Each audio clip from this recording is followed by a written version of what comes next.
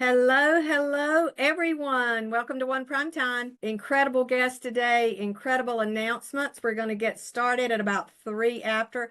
I'm going to start some music, and just happens to be one of my favorite songs. So hang on. Hey, Taylor. Hi, I'm not hearing the music. Well, I'm this because I'm Okay, I was excited. too loud, just right.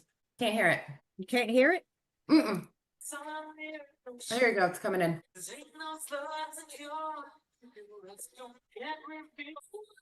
Oh, I don't think chat's working for everyone.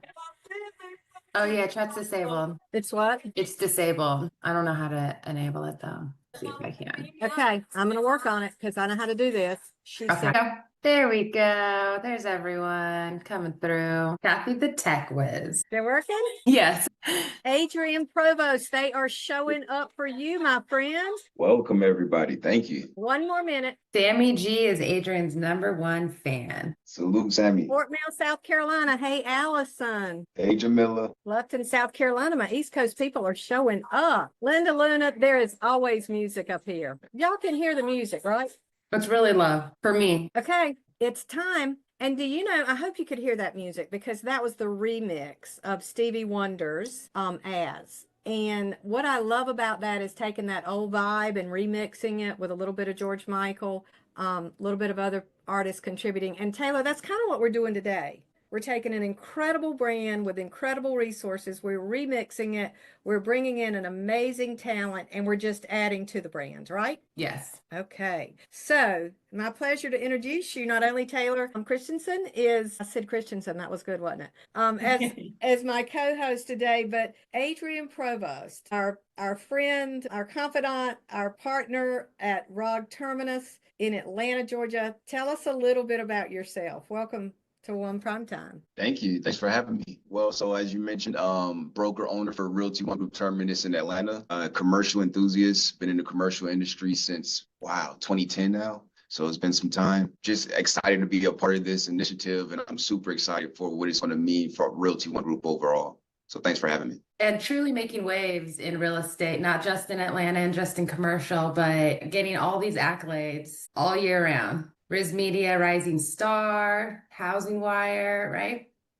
Thank you. Thank you. Congratulations. Well deserved. Same to you. And Kathy, wait a minute. We got a whole all-star cast up here. Wait a minute. Hey. Okay, so Taylor, you want to get started? I want to see who's in the chat line. I'm seeing a lot of our good friends from coast to coast. Ask a question. Who wants to know more about commercial? And I'm seeing a lot of people are saying, "Heck yeah!" Hey, Let's what's talk up, about Sam? it. Let's talk about it. Can we start with the fun part? Let's start with fun. Let's Okay, showcase the brand. take it away. So we all know what we're here today for. We're going to talk about Realty ONE Group Commercial. And that's something we haven't said before, right? We've said, hey, we have some agents who do commercial real estate. We know that we're in residential real estate predominantly, but we've never said the name together, Realty ONE Group and commercial. So I'm really excited to be with the two, Kathy and Adrian here today to announce a bold new evolution of the Realty ONE Group brand. We're stepping into commercial real estate. And we're going to do so similar to how we experienced stepping into luxury real estate just 5 years ago.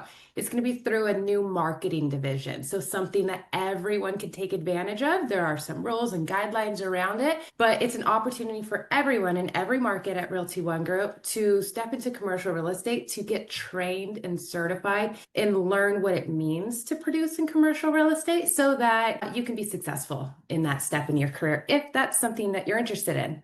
So Realty ONE Group Commercial is where innovation meets investments. It is designed for the modern commercial advisor. You're going to see when I share my screen and showcase the brand that commercial, as we think about it, it's kind of old and boring. Sometimes it's not sexy like Realty ONE Group, right? It doesn't have that fun, vibrant personality that really attracts all of us to this brand. Well, we're not going to do that. You guys, we're going to make it fun. We're going to add the fun into commercial real estate. So we're refining commercial real estate with a sophisticated brand, strategic education, and a network of forward-thinking professionals, yourself, who will be trained and certified to work together to be successful in commercial. So let me share my screen. Drum roll, please. I was just getting ready to say, I feel like this needs a drum roll. I know. I should have teed up the music. Here's a quick look at Realty ONE Group commercial. It stays true to the black and gold, sophisticated, modern look of Realty ONE Group. We added in the commercial. We have a new iconic coin that will go alongside the commercial branding. You're going to see as I scroll through that the colors are still very Realty ONE Group, but there's like this like edgy, bold, a little bit masculine or assertive might be a better word, and very strategic look and feel to the brand. So you'll see I called out some words that as we were brainstorming through the emotions and the feeling of Realty ONE Group commercial, this is what kind of evoked our inspiration. So opportunistic, modern, approachable, strategic, bold, who we are, entrepreneurial, aspirational. Some look at the branding collateral, so the business cards. And this, again, this is like a sneak peek, a look at the brand development. There are a lot more assets that will go along with Realty ONE Group commercial. What it might look like inside of your office as your office chooses to brand out a commercial real estate conference room. What is this? Letterhead and business cards. And then it's not just the three of us who help develop Realty ONE Group commercial, but it's really everyone at the leadership level at Realty ONE Group and many other broker owners like Adrian, who have spoken up and who we've been given advice from or have voiced their opinion on what Realty ONE Group commercial would mean in their markets. So as we over the year have kind of had those conversations, we've also identified a few individuals who really want to step forward and are doing cool things in commercial real estate in their market. And we've developed a committee. So this committee is going to really guide how this brand or this marketing division will evolve over the years, because this is just the start of it. And I want to introduce you to the committee because I think it's a big component to this brand. Can we pause a moment? Because I just think the branding is extraordinary. Big shout out to Kimmy and the team. Can we get some comments? Jason loves it. My good friend Jessica says it's sexy. And I mean, it is, to me, it just speaks to who we are. And I think, Adrian, it's timeless. I think that's a word that I like about it. It's not going to look used. Love the branding. Good. Good. Jessica does scream that. Stunning. Sophisticated. What a great word. Okay. I didn't mean to interrupt, Taylor, but I just wanted to give people an opportunity to look at it. I think it's just phenomenal. Thank you. I'd love to introduce you to the Realty ONE Group Commercial Committee. So we have Adrian Provost, who is helping us lead the charge. He will be the trainer, and he developed the course that goes along with Realty ONE Group Commercial, and he will dive a lot more into that later today. He's with Realty ONE Group Terminus on this call. We just met him. And then James Dietrich with Realty ONE Group Supreme in Philadelphia, Pennsylvania, also with close to 20 years of commercial real estate experience. Jeff Adams, Realty ONE Group Arizona. And if any of you guys on the committee are on this call, just shout out so everyone can kind of see you in the chat. Jeff Adams has been with Realty ONE Group in Arizona. I should know this number for quite some time. And he's really been leading what commercial looks like in the Arizona and the corporate offices for a number of years. So we're so excited to have him on the committee as well. Colleen Whiteman, she is in Rochester, New York with Realty ONE Group Spark. Also a big head in commercial real estate, on the committee for commercial real estate in New York and doing a lot of business there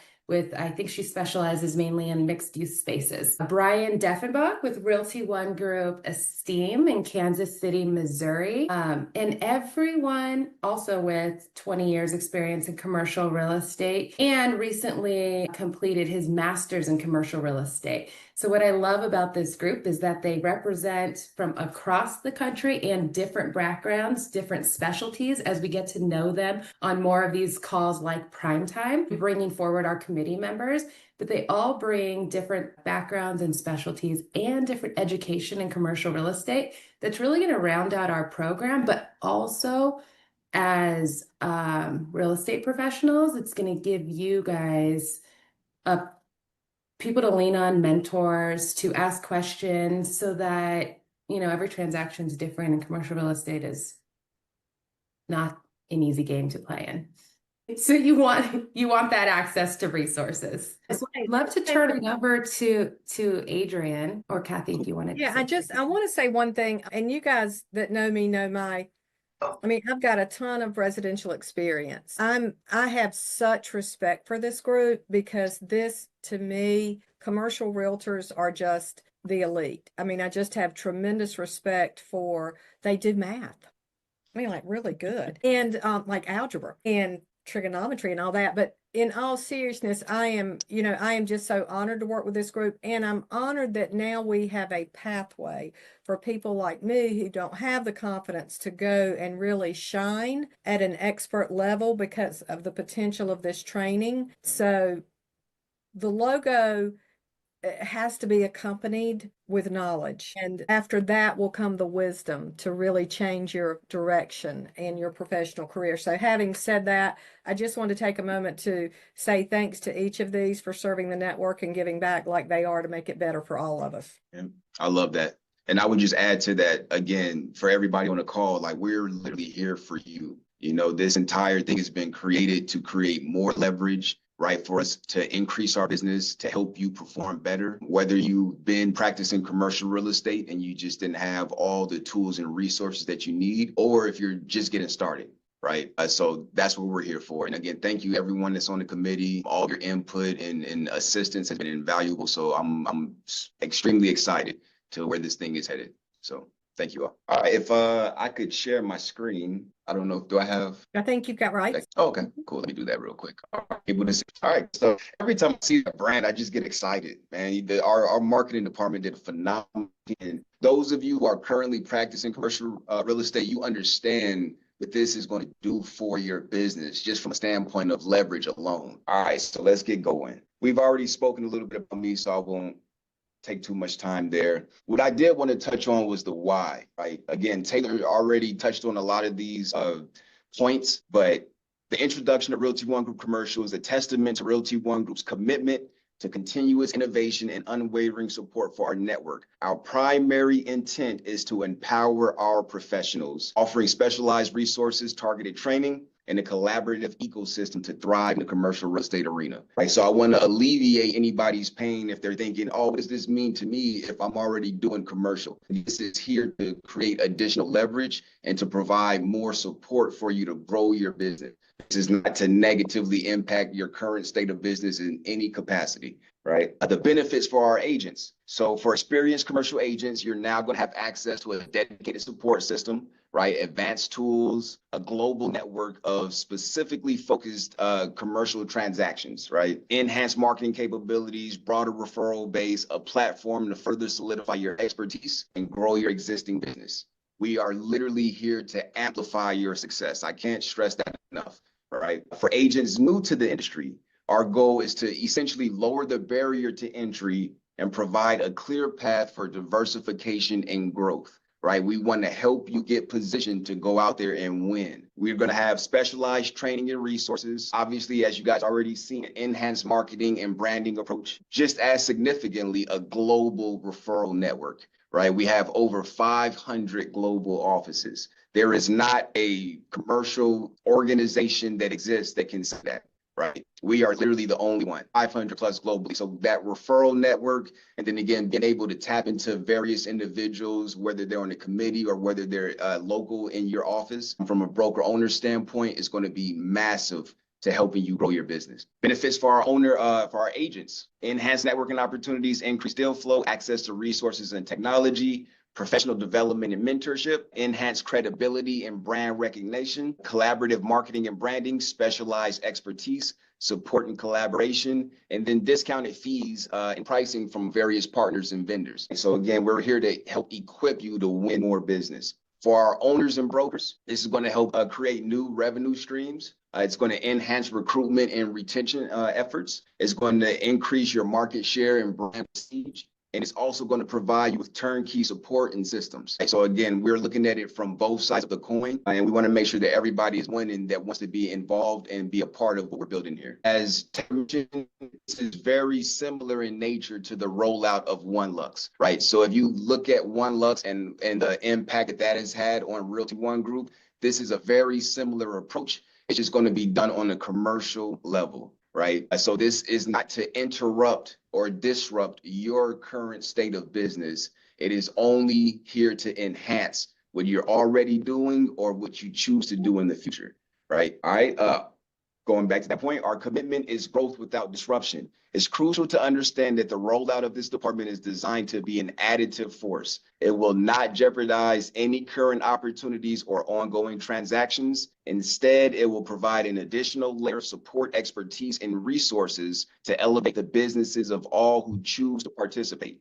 We are building a framework for expanded success, ensure Realty ONE Group continues to be the premier destination for entrepreneurial real estate professionals across all sectors, right? Again, we're here to help, not take anything away from you. And that's Realty ONE Group overall, right? We're here to put more money in your pocket, to provide you with more opportunities to grow, both personally and from a business standpoint.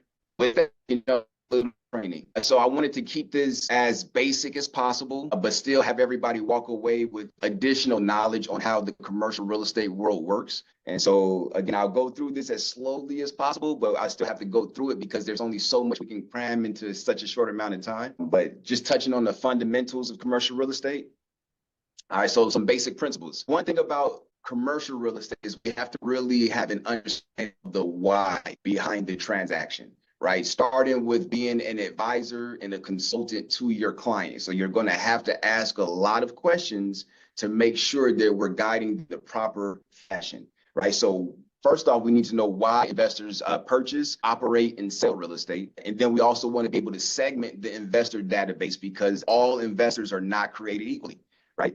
And then we're going to touch on some of the steps of the sales sequence. So first and foremost, just a very clear, basic understanding of residential versus commercial, right? So residential, typically smaller properties, single family homes, duplexes, quads. Commercial, we're dealing with larger properties, office buildings, industrial, multifamily, self-storage, you name it, retail. The clientele is going to differ pretty drastically, right? So in most cases on a residential level, you're looking at someone who's looking to acquire a primary residence, right? Versus somebody who's going into it for investment specific purposes. Even when we're talking about secondary vacation homes, right? It might not be primary, but it's also not the same valuation process as you would look at if you're considering purchasing a commercial asset. Right. Strategies. Residential often focus on property appreciation and then sometimes rental income. That's the reason behind purchasing that particular property. On the commercial side, we're going to really be emphasizing income generation through leases with businesses and long-term value appreciation. So we're mainly looking at the cash flow. There will be some instances where you're dealing with a vacant property or something of that nature where it's just an empty retail shop and somebody owns it and they need to get rid of it. They want you to help them dispose of it.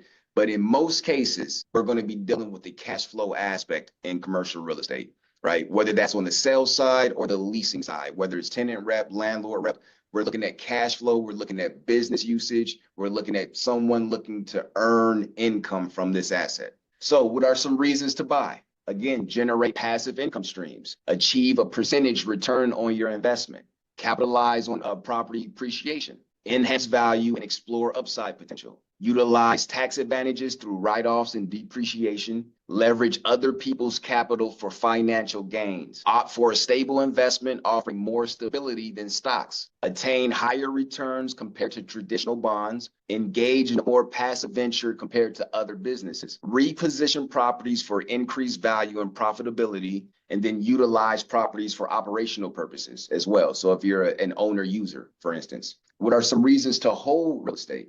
Because you anticipate appreciation, right? Maybe you're getting a management fee, which is an additional income, personal enjoyment in some cases. There might be some equity constraints, right? So you might have an insufficient amount of equity to facilitate a profitable sale, right? So you need to hold on to it for now. Stability, right? No significant issues or challenges prompting a sale. It might say, hey, this is working out fine for me. There's no reason for me to move. I'm not really attracted to, disposing of it right now. Manageability, low rent levels, a negative past experience, debt-free ownership, tax efficiency, and then especially if there's a strong cash flow. You'll find that the owner of that asset is normally going to hold on to it because they're seeing a substantial amount of income, month over month. Now, some reasons to sell, right? And so these are some great things to consider when you're looking to go out there and start to build your business. So who am I prospecting to? Why would I be prospecting to this particular individual that owns this specific asset, right? Challenges or problems. So addressing and resolving existing problems such as management issues, vacancies, lack of returns, health, marital issues, partnership problems, market conditions like we're seeing now, right, in the office sector, valuation,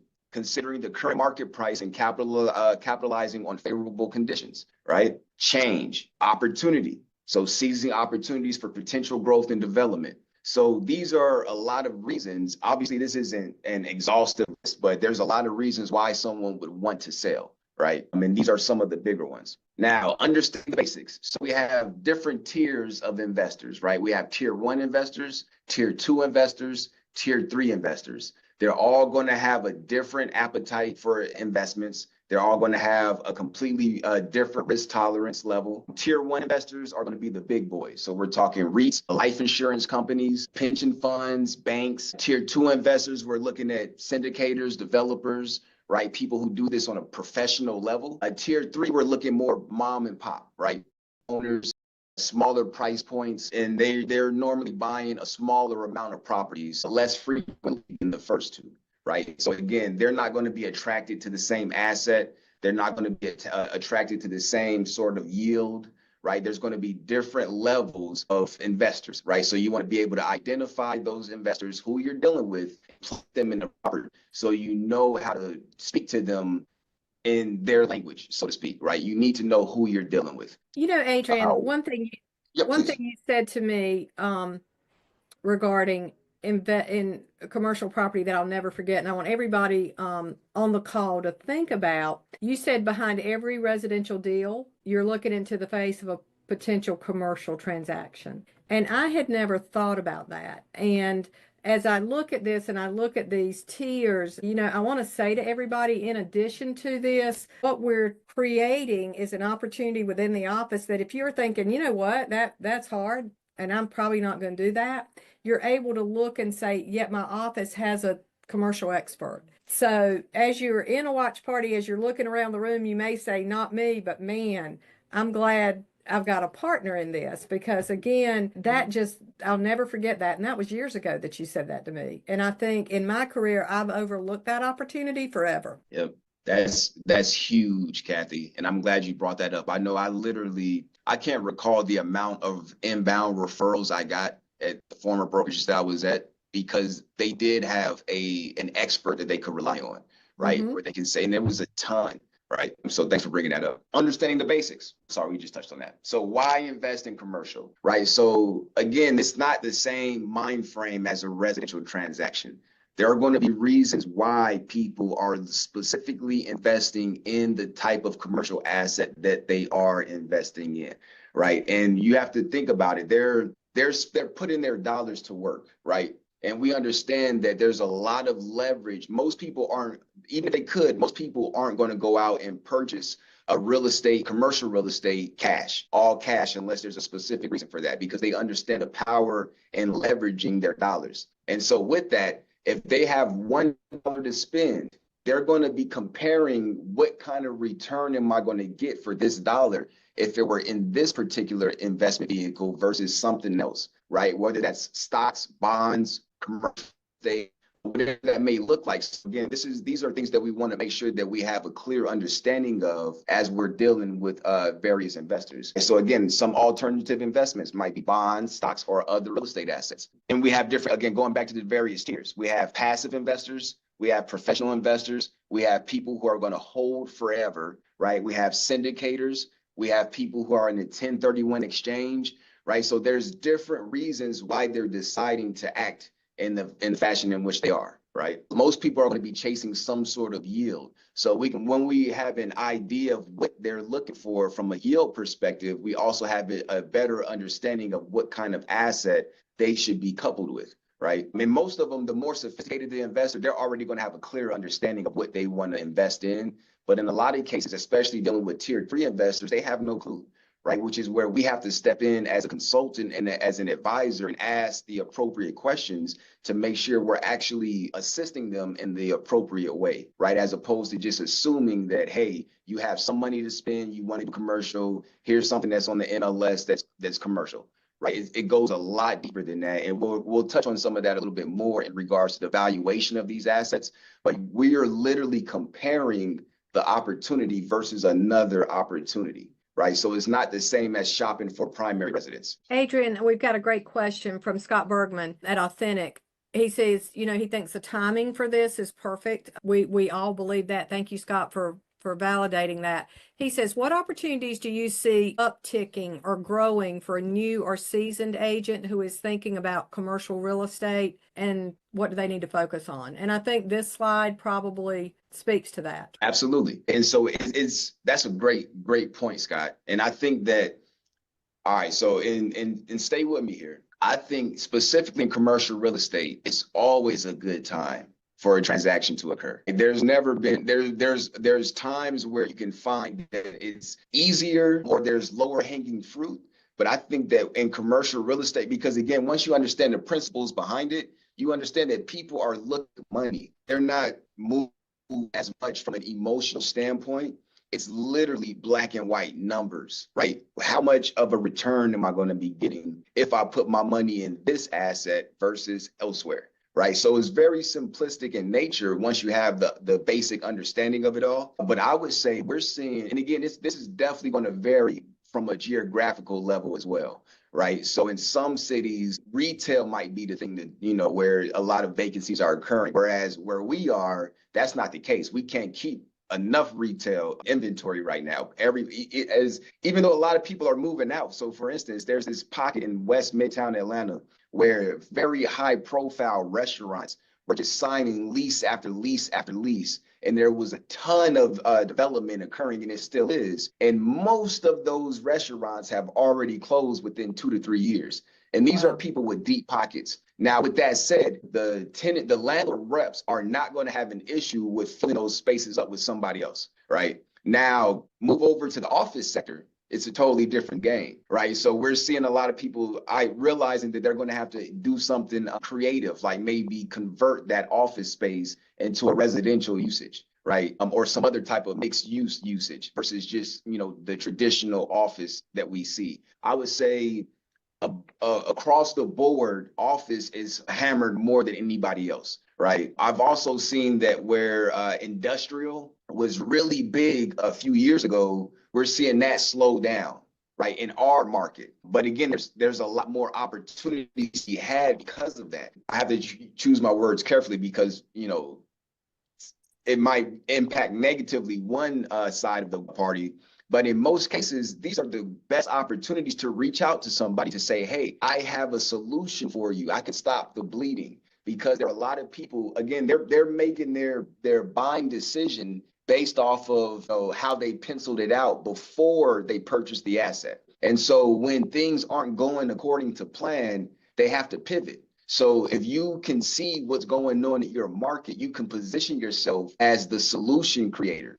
Right. And so going back, just using office as an example, instead of everybody being down on where office is, this would be a great opportunity for you to learn as much as possible about the office sector and then get in direct contact with a lot of those owners who have to make a decision. Otherwise, they're going to lose the asset. And you know, Adrian, a couple of things. My cat is like going crazy over your voice. Can you see her? I can't control her. Second thing is, and don't let me say more than I know. Taylor and Adrian, you guys have to you got to monitor me on this. But a lot of this course is going to be based on that adoption, and diversification, meaning that the committee is made up of people with different level of expertise, whether it be multifamily at a greater level, industrial, you know, true commercial, whatever that looks like. The second part of that is we will have learning modules based where you can go in and you can get a really solid foundation for commercial learning.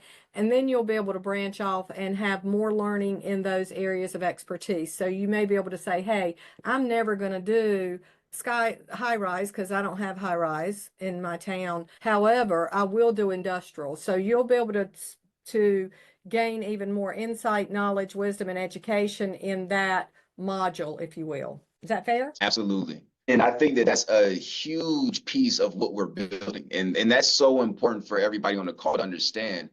Because again, it's a global network, right? And it's going to be full of people with various expertises that we collectively come together and collaborate to make sure that all of our agents are supported. Right. So going back to Kathy's point, we don't expect everybody to be an expert in every single asset type. That is literally impossible, right? Regardless of how smart you are. So you'll have the resources and the support to be able to lean on to make sure that that deal can still be done successfully and appropriately to make sure your client is taken care of. Right. And obviously we'll get creative on what that looks like depending upon where you are in the asset type. But that is literally one of the biggest reasons why we're creating this for all of us. Absolutely. I couldn't have said it any better, Kat. Sorry, I just saw a Claudio's comment about cat. I know. I'm so All right. sorry, Heather. Now like crazy. All right. So that brings us to how much to pay for an asset, right? So again, depending upon the tier, depending upon the asset type, depending upon the location, there's a lot of different reasons of why you would pay a specific amount for a piece of property. And this is going to change across the board, right? So even if we're all investors and we're all analyzing the same property and we're all using the same formulas, we're not going to all get the same valuation for a lot of different other reasons, right? Again, my risk, my appetite for that investment might be completely different than Kathy's, right? Or I might fall in love with the architectural component and my brain starts to think about other things that can happen where Kathy is sticking strictly to the figures, right? And so, you know what I mean? So there's so many different things, but some of the biggest reasons are, again, the variances in the underwriting process, the diverse origins and expenses associated with equity or debt, right? So I might be able to get debt on that property for a different rate than Taylor might, which might change my valuation when I'm penciling it out. Distinct sources of income, right, including fees, disparate attitudes toward risk and reward, different expectations regarding yields, right? That's huge. Varied goals and time frames, different strategic approaches, right? Some people might look at it as a short-term hold and long-term development play. Somebody else might be looking at it as a long-term hold, as is, right? Which is going to completely change the underwriting scenario. Differences in sophistication levels among buyers, varied past experiences and future expectations. And that goes back to that local level. We find that a lot of people that are in 1031s deploy a lot of capital into our area in Metro Atlanta, and they're willing to pay a much greater price than people who are local investors, because the local investor might be looking at it and say, hey, well, I know I could have bought that same property for this amount 5 years ago. There's no way I'm going to pay this amount, right? So they're only looking at historical performance. They're not taking everything into account, right? So again, there's a lot of different reasons why if you're shopping an opportunity, or if you have a listing and you're receiving LOIs or letter of intents on that listing, they might be all over the field in regards to pricing, right? That's because everybody has a different set of approaches when underwriting these opportunities. Going to the cash flow. Again, unless we're dealing with a vacant asset, one of the biggest things to consider is the cash flow. And different people assess the cash flow in a variety of ways, right? Some of the most important ways are what you see on the screen right now, right? So discounted cash flow analysis, net present value, right? Internal rate of return. And one of the biggest things, as you can see at the top of the bullet points, is the time value of money. A lot of people do not take that into account. Again, they're only looking at historical performance. This is not a residential asset, right? So whereas with residential, we can say, hey, this property that's identical to this property sold for this amount at this time frame, and that's why we're pricing our property at this. We can't go that basic when it comes to commercial valuations and think that we're going to come up with an actual number that makes sense, right? So some numbers that you do need to know, right, that are mandatory across the board is, most importantly, net operating income, right? So how much money is this property actually going to generate? A very simple formula for this one. It's literally the total income minus the total operating expenses. And these expenses are going to vary for a lot of reasons, especially when we're talking about different asset types, right? And even with that, the expenses will differ. Even if we're only talking about multifamily assets, right? It's going to differ based off of the class of that asset, you know, the location of that asset, the unit count. There are so many different variables when it comes to underwriting. Why you really want to make sure you get this piece, right? This is one of the most crucial pieces for us as advisors when we're consulting our client, right? So the net operating income is a key metric that measures the profitability of a property after accounting for operating expenses, but before considering debt service, taxes, and depreciation, right? And those are three crucial elements to making and taking your shot on a commercial deal, right? So we can't just disregard those three elements. They are very important when we're underwriting an asset. It's this NOI is a foundational element in real estate valuation used to estimate fair market value and analyze property performance. Again, this is not the end all be all, right? A valuation, NOI, when divided by the cap rate, can help estimate a property's value. Debt coverage ratio, right? So this is where the lender gets involved. So unlike residential, where you're seeing if this person, based off of their income, can qualify for this loan, they are looking at the property first. So they want to, and sometimes they might not consider you at all, quite honestly, right? Depending upon what type of loan and money you're getting on it. But they want to make sure that the amount of income from that property is going to take care of the operating expenses and the loan debt, right? To make sure that you're making money after all expenses are taken care of, including that loan. Otherwise, they're not going to give you the loan because it's way too risky, right? So again, very basic principles, but this is just to give you an idea of some of the things that you should expect. And I won't go too in depth with some of these other ones because I don't want to lose everybody. Cap rate is probably what most people on the call hear. This is not something that I use very often. Most people only use cap rate. They're saying, hey, I'm looking for a 6 cap or I'm looking for a 10 cap. First and foremost, the higher the cap rate, probably the more challenging the asset, right? Whether the performance of it itself, the location of it, there's a lot of different components. So if you're chasing a 10 cap, be ready to deal with a very problematic asset, right? When we're talking about those tier 1 investors, we're looking at 3 caps, 4 caps, right? Their risk is reduced greatly. The return isn't quite as much, but when you're looking at it from a dollar perspective, they're deploying a lot more capital. So the returns are a lot larger, but the risk is reduced drastically. Again, we're dealing with REITs and life insurance companies. They're not in the business of taking, extreme risk and trying to make more money. They're like, no, we need a safe haven for our money, right? And we want to make sure we have a high quality asset that we know we're going to appreciate, that we know we aren't going to lose money on, right? Or there's a very low probability that we're going to lose money on this opportunity versus, again, somebody who's a less sophisticated investor who's looking for massive returns or crazy yields,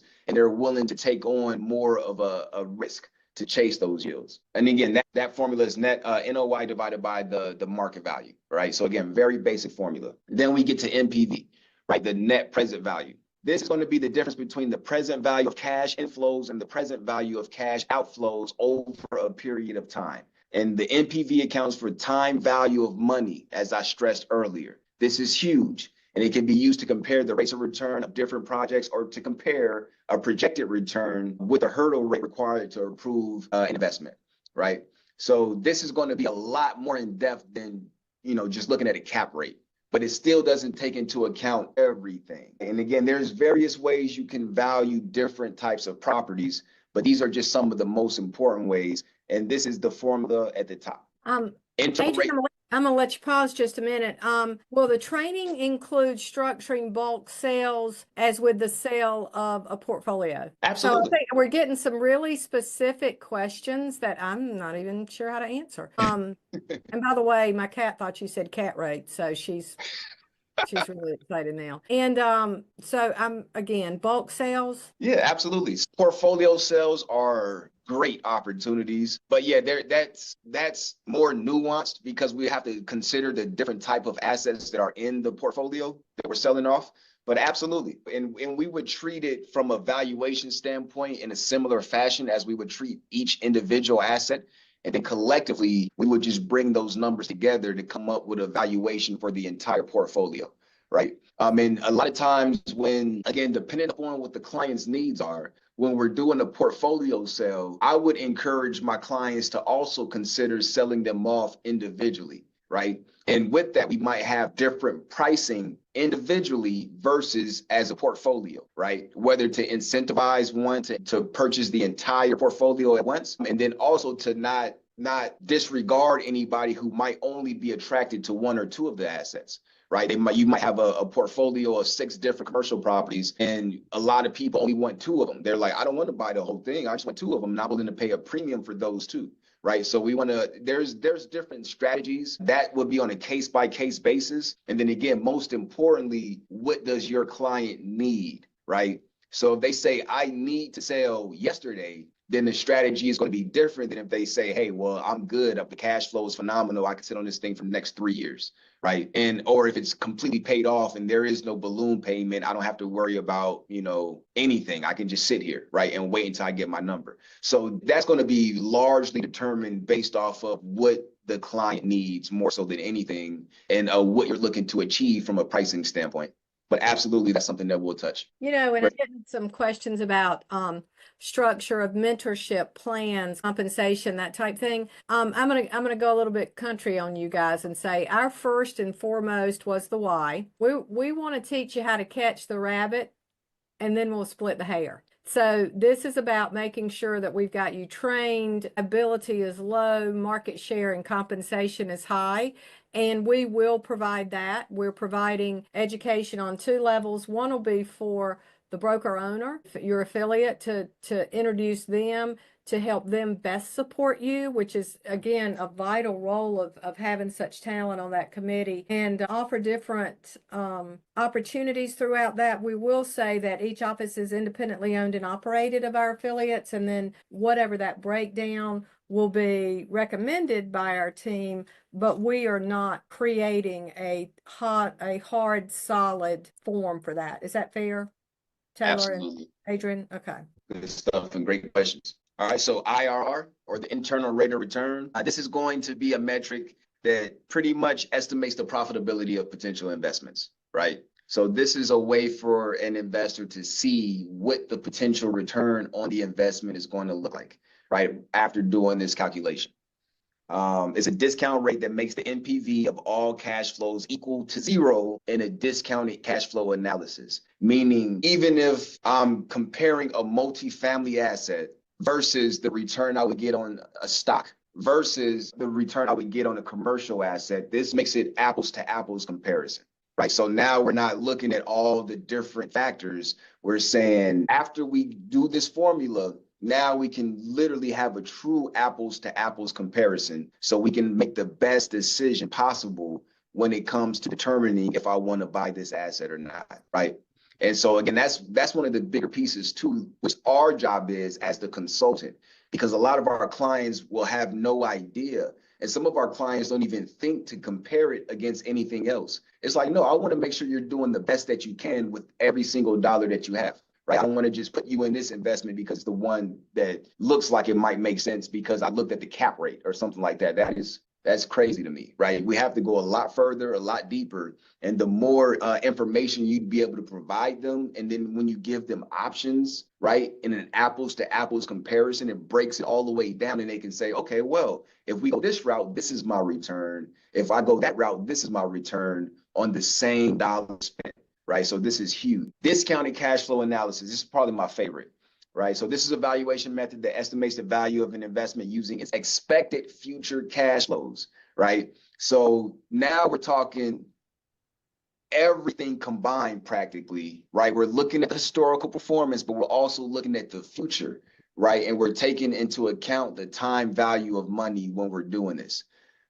You'll use the DCF to determine the value of an investment today based on projections of how much money that investment will generate in the future, right? So we're not looking at historical performance, cap rate, so on and so forth. This can help investors who are considering whether to acquire an investment opportunity. And this is one way that is really going to help them make sense of all the valuations and all the analysis that you're providing to them. This will help clean it up so they can make a solid decision and feel very good and comfortable about moving forward with that opportunity. So investor decisions, we're looking at pretty much the space market and the capital market, right? The space market, again, is the rental market. So this is our cash flows, right? The capital markets is the money market, right? Where the capital is coming from, how our capital stack looks, and obviously how they're interconnected. right? And again, I won't go too deep into this because I want to make sure we have enough time for everything else. I know we're coming up on it, but this is stuff that we would definitely jump into we're going to have a whole financing and underwriting training course in addition, that's more advanced. So you'll be able to, just run through this stuff without a problem. What I do want you to see is the cash flow analysis worksheet.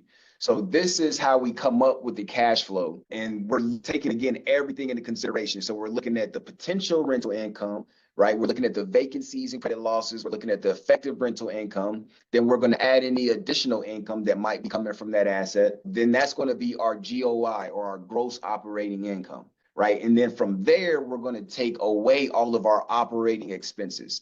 And again, those operating expenses can be varied across the board based off of a lot of different factors, right? We want to take into account the loan, right? The debt service on it. And once we get all the way to the bottom, we're going to have ultimately what our NOI is, right? Our net operating income. From there, we're going to look at additional features that takes us to another level. Most people stop at NOI and they're only taking into account small or not even the full picture when it comes to operating expenses. And I will say this, brokers' jobs are to sell and agents' jobs are to sell the opportunity if it's there listening. So never just take what they're giving you in an offer memorandum as gospel, right? There's a lot more research and due diligence that's involved to make sure that those numbers are accurate. Otherwise, you can be underwriting an opportunity with false numbers, which will screw up the entire valuation, right? So again, and the more information you can get, the better. And again, I wish I had more time so I can go deeper into a lot of this stuff. But again, alternative cash flow worksheet. So this is, again, going to give you an apples to apples comparison as we're comparing various opportunities. So we can go down and see exactly what we're getting with this one versus the next, and so on and so forth, right? And then we have the sales sequence. I'm going to try to really speed it up because I just saw how much time we have. Yeah. And I can go on forever. This is a great test to me, and a great example of the diligence and the expertise that's gone into this. And we've got some great questions. Taylor, I'm going to let you address, I'm going to pause for just a moment, the MLS and some of the products that are coming out, because we are coming up to the top of the hour. I don't want to cut you off, Adrian, but I want to make sure we respect people's questions. It's asking about MLS affiliations, and if we can just pause a moment and let you talk about some of the things that might be coming. So, like most things with Realty ONE Group, we're, as Kathy mentioned, we're focused on the training and education, right? So that you can make smart decisions and be the CEO of your own business. Through our partnership program, we will be partnering with people like, all of them aren't inked yet, Crexi and CoStar, LoopNet, Intel CR. If you're familiar with commercial real estate, you know that those are key players in the industry, but they have different focuses, and it depends where you are in your commercial real estate journey or how focused you are in commercial real estate, and everyone's going to be in a different place. Adrian and his commercial team, they have people who are solely focused only on commercial, and that works really well. Other offices are and other people are gonna have, I'm residential, maybe I'm Lux, this is what I hear a lot, and I'm seeing opportunity and getting questions for opportunity in commercial, right? So I wanna be certified and have enough access to be able to refer and partner with a commercial specialist like Adrian. And so you're gonna be able to choose your journey. The long answer is we're gonna have partnerships with negotiated rates, and there will be some syndication of your data and listings to feed and beef it up in the Realty ONE Group systems, like your OneSuite CRM and website having commercial filters, and the map on realtyonegroup.com to bring your listings to the forefront. Great explanation and great question. That was a great question. I think there's a lot of question about the training and some unknowns on the rollout, right? So today is a launch and introduction of Realty ONE Group Commercial, an introduction to Adrian, our head trainer for Realty ONE Group Commercial, and some of the content that you're going to get access to. So along with this in-depth training, and what I like about the training is there's going to be it's really practical. So there's it's not called homework, but there's going to be things to do to get your feet wet and really play with the data or play with the scenario so that it's actionable learning. That's the right word. Actionable learning in the training. And then once you complete that training, you'll get access to resources like the mentorship group or the committee, like scripts and how to farm for commercial, how to have these conversations, a vocabulary list, which is really, really useful, as well as the discounts and relationships with our partners. And then the way it's going to be rolled out is I would stay tuned for Summit. There will be a training component at Summit, and that likely might be the first one for agents, maybe one a little bit sooner. So there was a question about how the offices, independently owned and operated, are getting certified and being able to launch commercial. That's going to go office by office or brokerage by brokerage. So for the owners on the call, please reach out to us at coaching@realtyonegroup.com. We will get you certified first in Realty One Group Commercial so you can open up that opportunity to your market and we can help you position yourself. Good stuff. Yeah. I know there's tons of questions coming in. You guys, we want to be good with our time. So being 10:59, please send those questions to commercial at Realty, or I wish it was commercial. Maybe we need that email. We do. We do. What a To great coaching- idea. That one will bounce today. Tomorrow, send it there. Coaching Yeah. at realtyonegroup.com. Give us some time. Kathy and myself will address all your questions with you. And we're here to support you. We're so excited. Thank you, Adrian, for all of your knowledge, everything. Thank you, Adrian. Thank you, Taylor. This has been a lot of hours, a lot of investment. We've got you. Kuba normally says that. We've got you on this. And thanks also to the committee. What a great team. I just can't wait. And I got to say, thanks to Kuba and thanks to the leadership overall for being committed to this. Like the growth that we're going to see by including this in ROG overall. I mean, you guys are going to love it. There's no question about that. It's already making waves. So thank you all. Just getting started. Thank you.